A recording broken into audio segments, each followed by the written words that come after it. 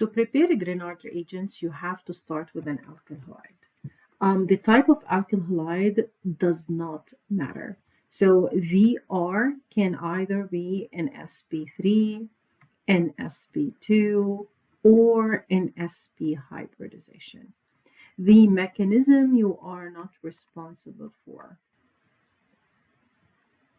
Magnesium in this reaction is going to insert itself between the R and the X. So you're going to end up having your Grignard reagent in there. The solvent that we use, as we said, it needs to be a water-free solvent. And diethyl ether is the best solvent because we are using here the raw metal, which is the magnesium in there, that reacts violently with water. This is an example over here of the R being an sp2 hybridization. Here, the R is an sp3 hybridization. More examples over here. You can start with any R that you want as long as you have an alkyl halide that you are starting with.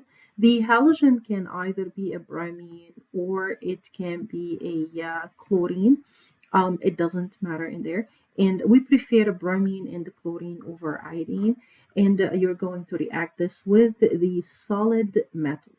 The reaction is going to go again with a water-free environment. We also make sure that the vessel that we are carrying the reaction in is completely free of water. So we stick it in the oven for overnight in order to be dry. Now the magnesium is going to come and insert itself between this carbon and the halogen. So your product in this case is going to be the Grignard reagent. So you're going to end up having the carbon in there, and then the magnesium, and then the bromine.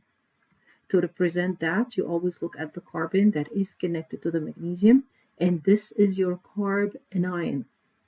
So we said that to represent it, this is exactly the same as this structure over here. So now this carbon is a negative charge like that. This is a carbon over here. So this here is a carbon, and then the magnesium and the bromine needs to balance the charge of the carbon. So the magnesium is 2 positive and the bromine is negative. Another example, just to show you that the R can be any type of hybridization connected to the halogen. So you have a chlorine in here, and you are reacting this with the magnesium. Magnesium is best whenever your halogen is a bromine, but you can use the chlorine as well in there. So now you are targeting this carbon that is connected to the halogen, and you are going to insert the magnesium between that carbon and the halogen. So you're going to make a bond in there. You're going to end up having your magnesium and you're going to have your halogen. This is exactly the same. Always look at the carbon that is connected to the magnesium. And then this one is going to be your negative charge. So here you go. So I have the triple bond. This is going to be a lone pair and a negative charge. Please remember that carbons, to have a negative charge, they need to have 3 bonds and a lone pair. I'm not going to show the lone pair. You have to show the lone pair in there so that you would know that this is the source of electrons, and then the magnesium and the chlorine need to balance that charge.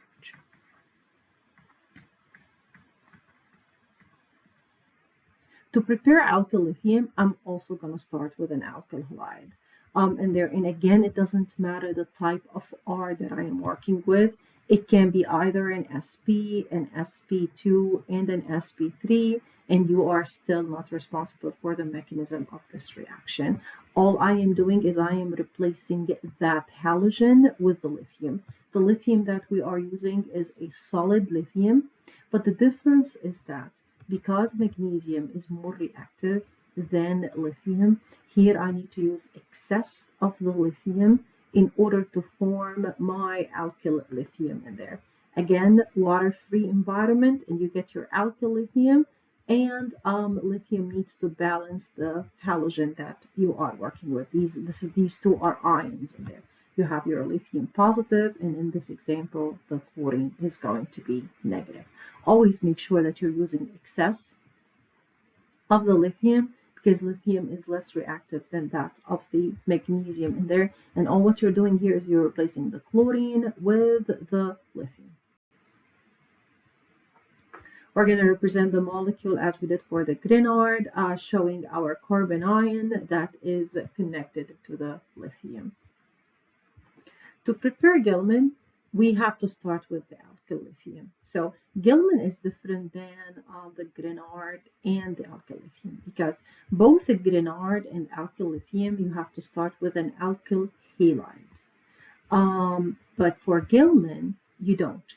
Gilman, you don't start with an alkyl halide. So if you start with, for Gilman, if you start with an alkyl bromide, and you are reacting this with copper iodide, then you will end up having no reaction in there. With Gilman, you have to start with 2 moles of the alkyl lithium. So whatever alkyl lithium that you prep here, you can carry it to the next step if you want to prepare Gilman. So you start with 2 moles of it. Always the amount of the copper iodide that you need to use need to be half the amount of the alkyl lithium. So if you're starting with a 1 mole alkyl lithium, this one here needs to be half a mole.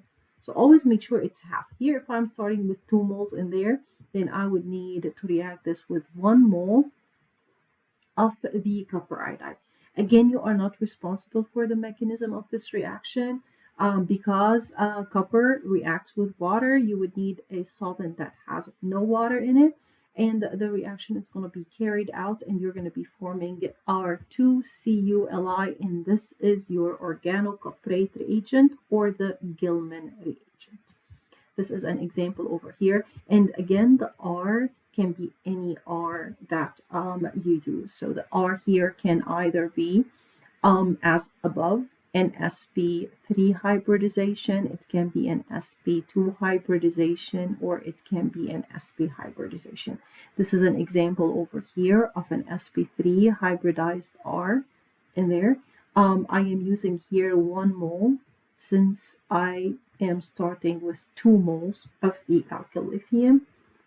And my product over there is going to be the R2CuLi. How you show Gilman. Also, you can show it as a negative charge. You always look at the carbon that is connected directly to the metal. And this is going to be your source of electrons in there. So that is going to be your nucleophile. With Gilman, it is a good nucleophile, but it is going to be less nucleophilic than any one of the alkyl lithium and the Grignard reagents. These are better nucleophiles than the Gilman in there.